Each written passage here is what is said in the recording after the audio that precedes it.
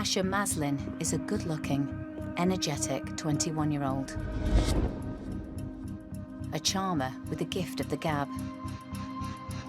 He seemed like he might be good boyfriend material when 20-year-old Hollie Gazzard fell for him, but neither she nor her family knew of his past.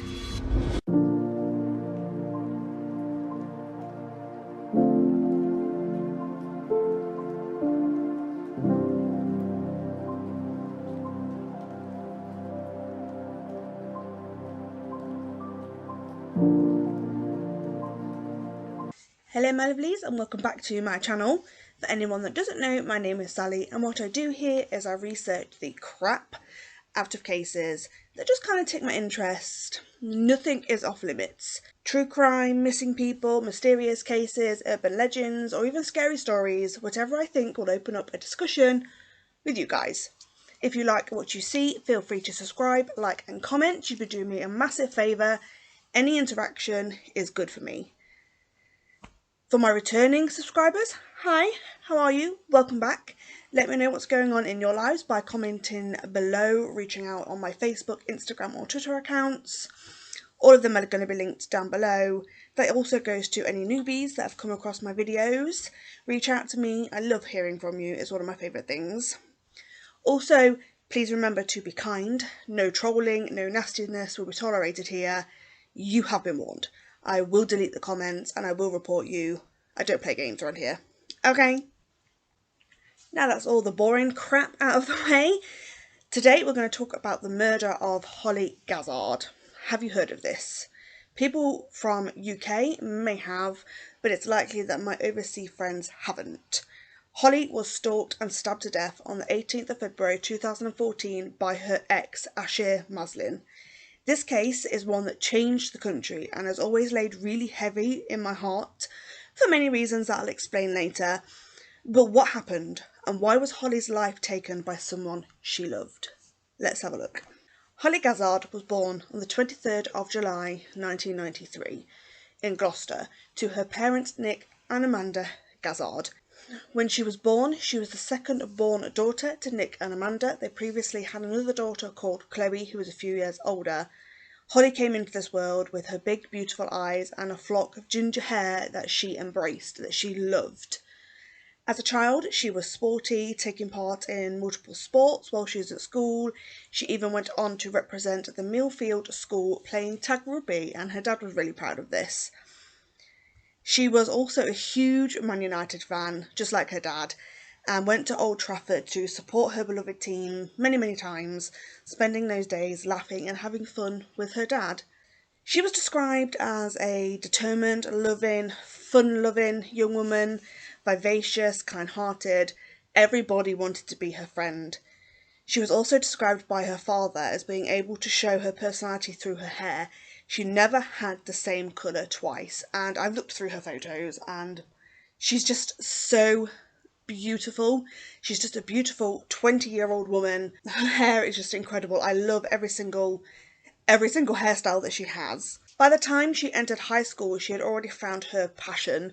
Fashion and beauty were things that she held very close to her heart, but her main goal and her main passion in life was to become a hairdresser, which isn't surprising with the way she changed her hairstyles all the time. She even took on some work experience at Stuart Holmes Hairdressing in Cheltenham while she was still at school. After high school, Hollie made a decision to accept a job in France where she worked as a general assistant on a camping site. This obviously had nothing to do with hairdressing, but she felt like she wanted to go and see somewhere new and she needed to get some kind of work experience in on top of the hairdressing experience she'd already had. And she just loved to travel, so this was perfect for her. But in January of 2010, Hollie returned home and actually managed to get herself an apprenticeship at the House of Clive Reflections. Whilst there, she also attended the Reflections Training Academy, which was actually in Bristol, and she took her MVQ level 2 and 3 in hairdressing. By November of 2012, Hollie managed to gain herself a place at the Steena Training Academy in London, and this was a massive deal for Hollie. She was super excited about going and developing her career, and she was due to start there in March of 2013. But this is where another person enters this story, And this is where we meet Ashir Maslin. I hate saying his name. Ashir Maslin. In January of 2013, only months before she was leaving for her training academy, Hollie started working at King's Teddy Bar. She was basically a barmaid. She worked behind the bar.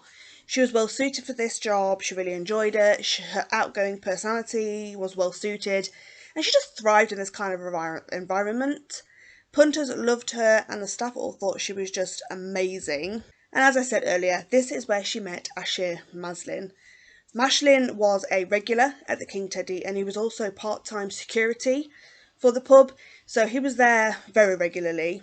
Hollie caught his eye immediately, and he went on to ask her out continuously, and I mean continuously, almost to the point that he was pestering her for a date until she actually finally agreed.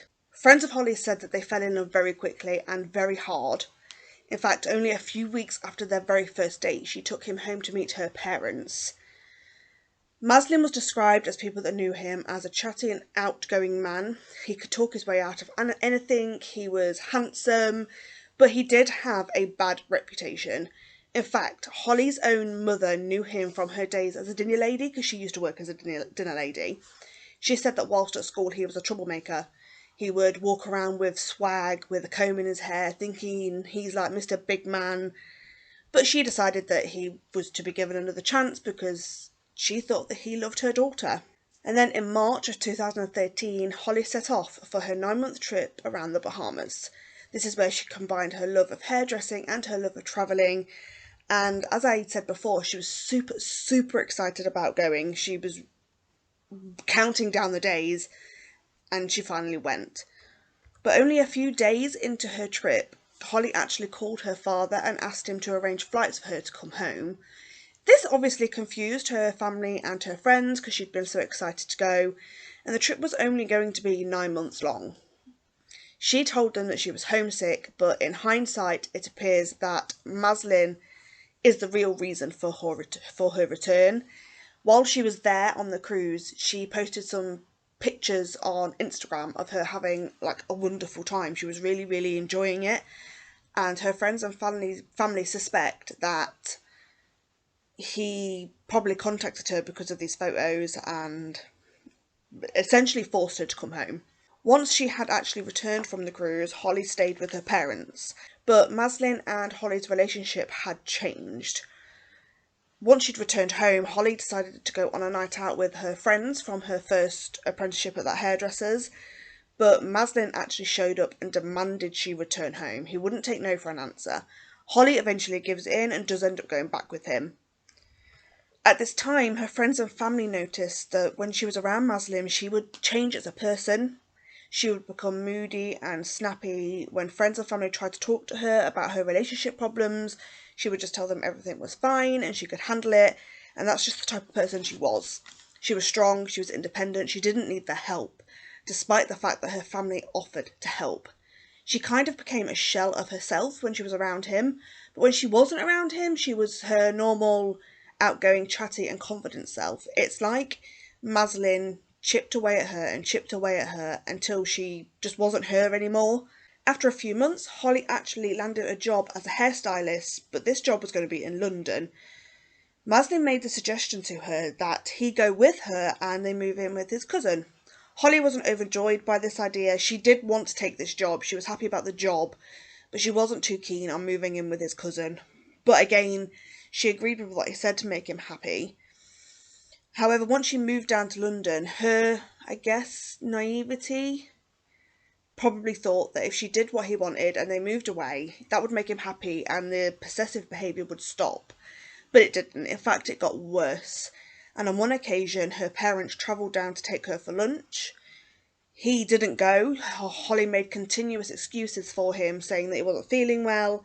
But her dad actually heard her on the phone with him, and he was begging her not to leave him and not to let the parents take her away. And also the whole time that she was with him, he was texting her and asking her to send photos of where she was, probably to prove she was with her family.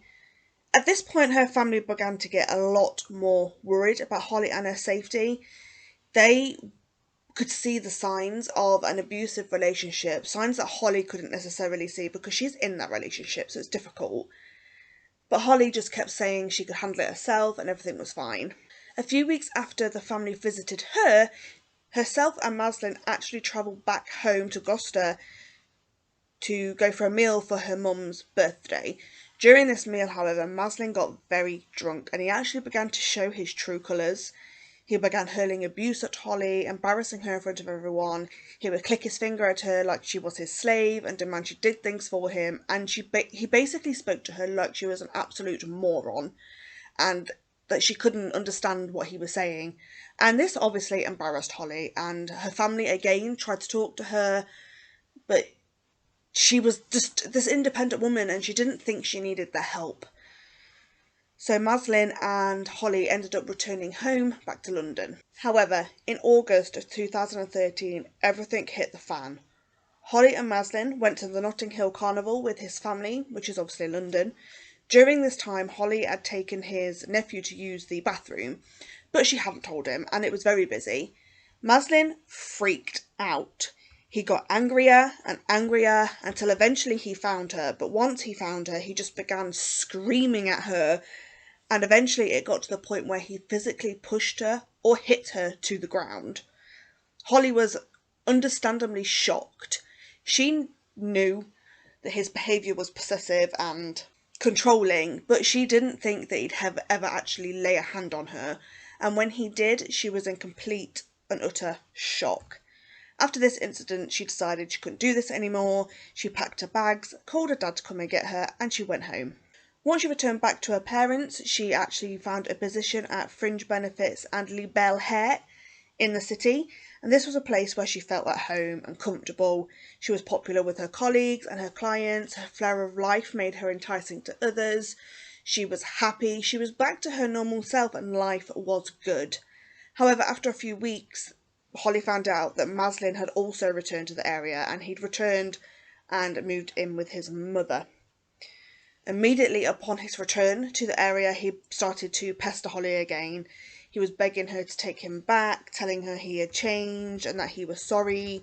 He was whisking away on trips, he was buying her gifts, he was just trying to win her back. Hollie, against her family's advice, decided to take him back, but almost immediately he began to get possessive again.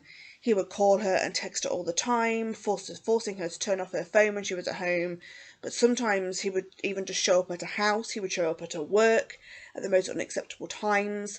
If he was drunk, he would show up at her house where she lived with her family at ridiculous time in the morning, and he would bang on the door and say that he needed to talk to her. It was just getting to the point where Hollie again was becoming a shell of herself. She didn't know what to do, but she did know that she didn't want to be with Maslin anymore. So by Christmas that year, she just had enough. And she tried breaking up with him on several occasions, but him being the person that he is, just refused to accept it. He refused to accept no. He didn't want to break up with her, so they weren't going to break up, and that's just the way he saw it. Valentine's Day 2014. Hollie and Maslin went out for a meal. Hollie had already decided she was going to end it here for good. She wasn't going to let him say no. She wanted to do it in a public place as she feared that he would hurt her, and she thought that it would be just more acceptable. He wouldn't shout at her. And once she told him, he erupted into an aggressive rant, calling her all the names under the sun, saying she had a, quote, cold heart, end quote, before following her to her car, stealing her bank card and taking £300 out of her account. The following day consisted of him bombarding her with angry and abusive messages. He threatened her family, and at this point she did decide to call the police, and she told them everything. And this is where her family also found out about the things that he'd been doing. She recalled how he had threatened to throw acid in her face, hit her dad with a baseball bat, break her legs, and he was just genuinely threatening and being aggressive to her. The police actually did take this seriously. The police go to his mum's house, which is where he's staying at this time, and they also go to his nan's house, but they can't find him, so they can't arrest him for these threatening messages. Maslin finds out and is furious that she has been to the police, and he continues to message her threatening and abusive messages over the next few days. It just gets really, really bad. On the 18th of February 2014, only 4 days after the breakup, Hollie went to her job at the salon. Hollie expressed to her boss Sean that she was worried that Maslin would show up and give her abuse, but nothing could prepare anyone for what actually happened. Her boss Sean had told Hollie that if he did show up, she wouldn't make a scene and she would just go in the back and call the police. Later that day, at around 6:30 p.m, Hollie's fears came true when Maslin walked into the salon. Hollie was with a client and so was Sean, but Sean recalls that she left her client, walked over to him, said hello, he said hello back. She then walked into the back office where she signalled to Hollie discreetly that she was going to call the police, to which Hollie nodded, knowing what was going on, and that's when Sean dialed 999. But within seconds, Maslin had pounced on Hollie. Sean thought he was punching her until she heard a client shouting, "There's a knife." Panic rose in the salon, people were running and hiding, screaming, while Maslin continued to attack Hollie and she screamed in fear. Maslin had entered the salon with a 12-inch kitchen knife and had all intentions of harming Hollie that night. The attack itself lasted no more than 2 minutes, and when over, Maslin fled from the store and Hollie was left on the floor, surrounded by blood. Sean, who was still on the phone to 999, approached Hollie and says to this day she will never forget the image she saw. Hollie was covered in blood and unresponsive. The emergency services arrived on scene within seconds and they loaded Hollie into the ambulance and took her to the general hospital close by, and the police meanwhile cornered off the scene and took statements from all the witnesses. Unfortunately, Hollie Gazzard was pronounced dead on arrival at the hospital. She had been stabbed a total of 14 times in her neck, head and chest. A young beautiful lady had been taken away from this world for no other reason than she had fallen in love with an absolute monster. She was only 20 years old when she died. Later that evening, 2 policemen knocked on the door of Hollie's parents, where they had to tell them that their fun-loving and perfect daughter had been murdered. Her family were then moved to a safe location under an armed guard as Maslin was on the run and had previously threatened her dad. The family were obviously broken, they couldn't ever be the same again, that a piece of them was now missing, but things were about to get more frustrating and just downright infuriating, in my opinion. After fleeing the scene, Maslin discarded the knife he'd used for the attack in a local building site, changed his clothing and got a taxi to his friend's house. The police knew that it was obviously Maslin they were looking for and they managed to track him down to his friend's house only 8 hours after he killed Hollie.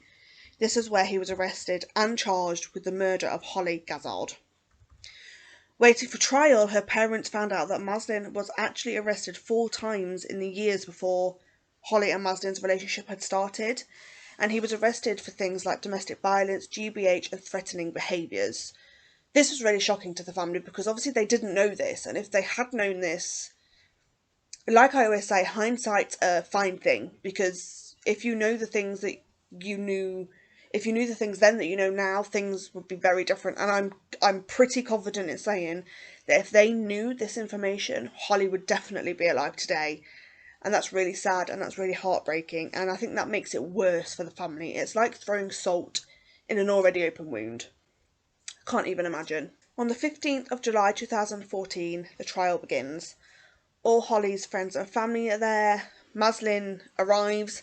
He's very disrespectful. He showed zero remorse for what he did. He was a thug. He was smiling. He was smirking. He was being rude to the judge. But he did plead guilty and he was sentenced to life in prison for the murder of Hollie. This doesn't ease anything. And in fact, when he was sentenced, he looked directly at the family and nodded at them as if it was his final time to be able to insult them and hurt them. It was so disrespectful on so many levels. The way he behaved in trial is just mind-boggling. It's mind-boggling how murderers think they can do this kind of stuff. He was just an evil, evil, evil man. So where are they now? Well, Ahve Maslin is still serving his life sentence. I couldn't find the location of his prison online, so I don't know where he is, but he's still serving his life sentence. There have been many, many, many times that he's been back in the newspapers in the UK since then. In fact, only, I think in 2019, he was back in the newspapers because he was trying to appeal his sentence, but his sentence was upheld anyway. And since the time of this happening, since his first sentencing, more things have come up that would, even if he had a new trial, would guarantee a guilty plea anyway. There's CCTV of him trading in his PlayStation to get some money to go and buy the knife at a local shop. Just little bits and bobs like that. And obviously it was him. There's CCTV of him walking through town. There's CCTV of him entering the hairdressers. There's no doubt that it's him, and he's just being a plonker, to be honest. Hollie's family, however, they were determined that her death wouldn't be in vain, and in late 2014 they set up the Hollie Gazzard Trust, and that's run by her family and friends.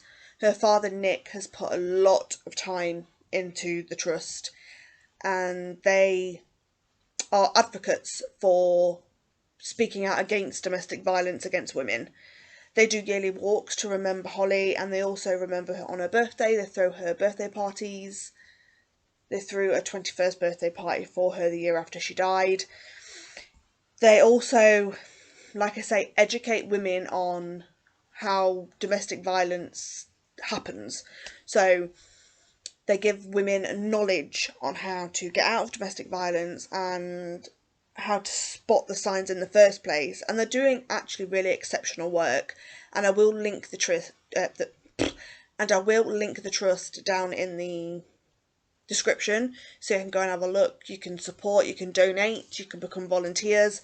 Please support the trust. It's really, really important that women and men know that there are things they can do to get out of domestic violence situations, and it's really, really, really, really, and I can't stress this enough, it's really, really important that we support each other in these times. And there's a lot of things now where people say they're in domestic violence situations and they're not even believed. And I can speak on this personally because I've been there. I was in a really, really abusive relationship for a very long time, and when I went to the police to tell them what had happened to me, I was almost laughed at. And they didn't believe me because I hadn't come forward sooner, or I didn't have photographic evidence. But I know it happened, and I know the truth. And although the person that did this to me has never suffered any consequences, I know.